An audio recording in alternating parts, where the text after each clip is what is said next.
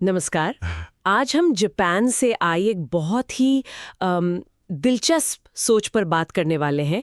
ये लंबी और खुशहाल जिंदगी से जुड़ी है, इकिगाई। इकिगाई, हाँ, काफी सुना है इसके बारे में। हाँ, और हमारे पास हेक्टर गार्सिया और फ्रांसेस्क मिरालिस की किताब इकिगाई, दीर्घ और सुखी जीवन का जापानी रहस्य, इसकी एक समीक्षा है। तो आज हम इसी समीक्षा के जरिए गहराई से समझेंगे कि ये इकिगाई आखिर है क्या, और ये भी कि क्या ये वाकई जिंदगी में एक मकसद, एक दिशा ढूंढने में मदद कर सकती है। बिल्कुल। तो चलिए खोलते हैं इसे।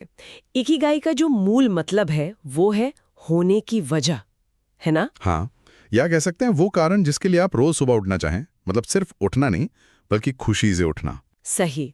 और ये जो समीक्षा है ये बताती है कि ये कोई एक चीज नहीं है, ये असल में 4 चीजों के मिलने पर, उनके संगम पर टिकी है। 4 चीजें, हाँ, वो कौन सी है? देखिए, पहला है वो काम जो आपको पसंद है, जिसे करने में मजा आता है। दूसरा वो जिसमें आप अच्छे हैं, आपकी काबिलियत। अच्छा। तीसरा जिसकी दुनिया को जरूरत भी है, मतलब कुछ ऐसा जो समाज के काम आए। और चौथा जाहिर है जिसके लिए आपको पैसे मिल सकें, आपकी आजीविका। अच्छा, तो ये 4 पहलू हैं: पसंद, महारत, जरूरत और पैसा। हाँ, और समीक्षा कहती है कि जब ये चारों मिलते हैं, जहां इनका संतुलन बनता है, वही है इकिगाई। और यही शायद एक भरपूर, एक सार्थक और लंबी जिंदगी की कुंजी है। ये दिलचस्प है, और मुझे लगता है समीक्षा इसे सिर्फ एक थ्योरी की तरह नहीं देखती है ना, इसे कहीं जोड़ा गया है शायद। बिल्कुल, समीक्षा इसे सीधे जोड़ती है ओकिनावा द्वीप से। खास तौर पर वहां का एक गांव है ओगिमी। ओगिमी। हाँ, उसे तो लंबे जीवन का गांव कहते हैं। ये उन ब्लू जोन्स में से है, वही जहां लोग दुनिया में सबसे ज्यादा लंबी उम्र तक जीते हैं। तो समीक्षा का कहना है कि उनकी जो पूरी जीवन शैली है, उनका खान पान, उनकी रोज की आदतें, हाँ, उनका आपस में मेल जोल, समुदाय और उनका जो एक मकसद का एहसास है, वो सब कहीं ना कहीं इकिगाई से जुड़ा हुआ लगता है। अच्छा, तो ये सिर्फ एक दिमागी कॉन्सेप्ट नहीं बल्कि जीने का तरीका है। हाँ बिल्कुल, जीती जागती जीवन शैली। समीक्षा में उनकी कुछ आदतों का जिक्र भी है, जैसे खान पान का आपने कहा। हाँ, बताया गया है कि उनका खाना ज्यादातर पौधों पर आधारित होता है, सब्जियां, फल, और वो कम खाते हैं, मतलब मात्रा का ध्यान रखते हैं। हाँ, और वो हारा हाचीबू वाली बात। बिल्कुल, हारा हाचीबू, यानी पेट को सिर्फ 80% तक भरना, कभी भी ठूस कर नहीं खाना। ये अपने आप में बड़ी बात है आज के जमाने में तो। सही कहा, जरूरत भर खाना, जरूरत से ज्यादा नहीं। ये शायद उनकी लंबी उम्र का एक राज हो। और शारीरिक गतिविधि के बारे में क्या? मतलब क्या वो बहुत कसरत वगैरह करते हैं? नहीं, समीक्षा ऐसा नहीं कहती। उनकी गतिविधि बहुत सहज है, रोजमर्रा की, जैसे थोड़ा चलना फिरना, बागवानी करना, अपने बगीचे में काम करना। मतलब जिंदगी में बस हरकत बनाए रखना। हाँ, बिना किसी भारी भरकम जिम रूटीन के। और तनाव कम करने पर भी जोर है, सादगी से जीना, जिसे मिनिमलिज्म कहते हैं। और माइंडफुलनेस, जागरूक रहना। हाँ, अपने आसपास क्या हो रहा है, अपने अंदर क्या चल रहा है, उसे लेकर सजग रहना।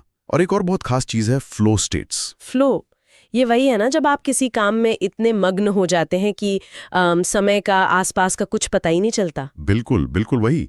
समीक्षा इस पर काफी जोर देती है। ये एक तरह की गहरी तल्लीनता है। और ये जरूरी नहीं कि आपके पेशे वाले काम से ही आए, है ना? नहीं, बिल्कुल नहीं।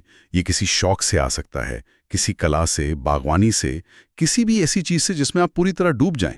ये अपने आप में खुशी और मकसद देता है। और इसी से जुड़ी एक और दिलचस्प बात समीक्षा बताती है कि ओकिनावा के लोग पारंपरिक तरीके से रिटायर नहीं होते। अच्छा, मतलब ये नहीं कि वो काम करना छोड़ देते हैं। वो जिंदगी भर कुछ ना कुछ ऐसा करते रहते हैं जिससे उन्हें व्यस्तता और एक मकसद मिलता रहे, चाहे वो छोटे पैमाने पर ही क्यों ना हो। ये सोचने वाली बात है, काम से रिटायर होना, लेकिन जिंदगी के मकसद से नहीं। बिल्कुल। समीक्षा में कुछ और जापानी विचारों का भी जिक्र है शायद। वाबी साबी। हाँ, वाबी साबी और गामन।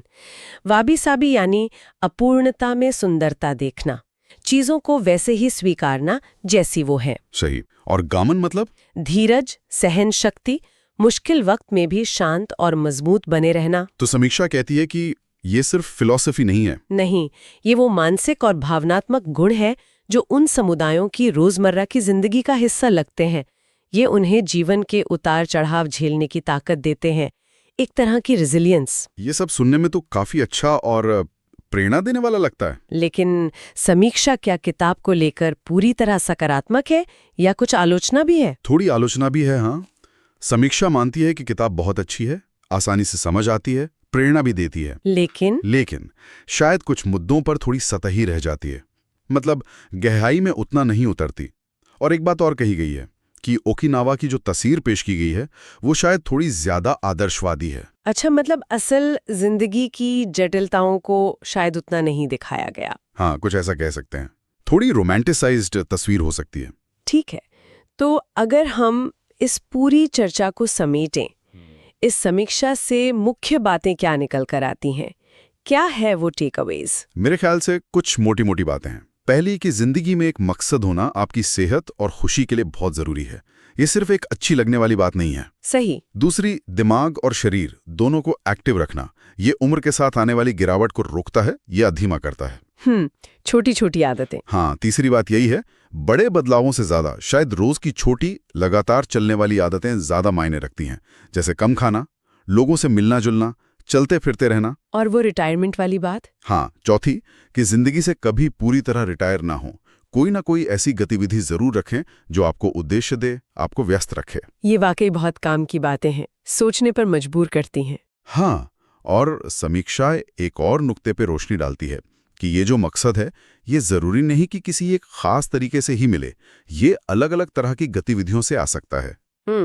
और यहीं से एक सवाल मन में आता है जिस पर शायद श्रोता भी सोच सकते हैं, क्या अपनी होने की वजह या इकिगाई की तलाश में उस अपूर्णता को स्वीकारना वाबी साबी उतना ही जरूरी हो सकता है जितना कि उन चारों पहलुओं के उस सटीक संगम या चौराहे को खोजना?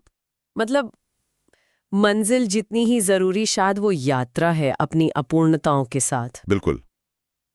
एक दिलचस्प सवाल है ना, इस पर सोचा जा सकता है।